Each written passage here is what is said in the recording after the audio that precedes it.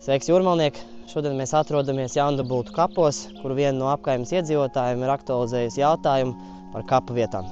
Konkrētā iedzīvotāja aicināja aktualizēt šādu problēmu kā Dubultu draudzes kapsētu pārvaldes uzaicinājums.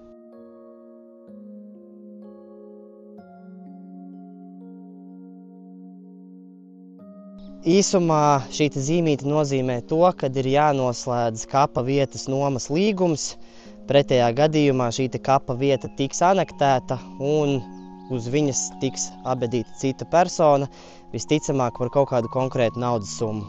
Šajos kapos ir apbedīti Latvijas vēstures pamatlicēji, skolotāji, ārsti, kā var redzēt arī šeit, seržanti, kuram arī ir pielikta šāda te pati zīmīte klāt.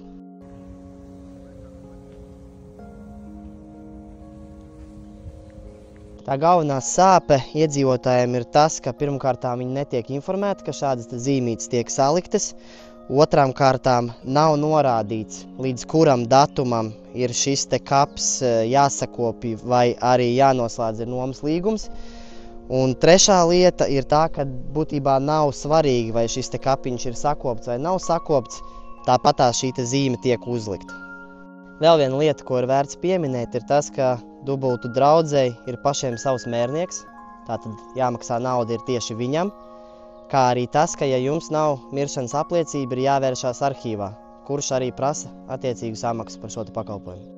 Ņemot vērā faktu, ka Jūrmalā trūkst apbedīšanas vietas un jaunas arī nav plānots izveidot, vai varētu būt tā, ka šīs zīmītes tiek izvietotas peļņas nolūkos.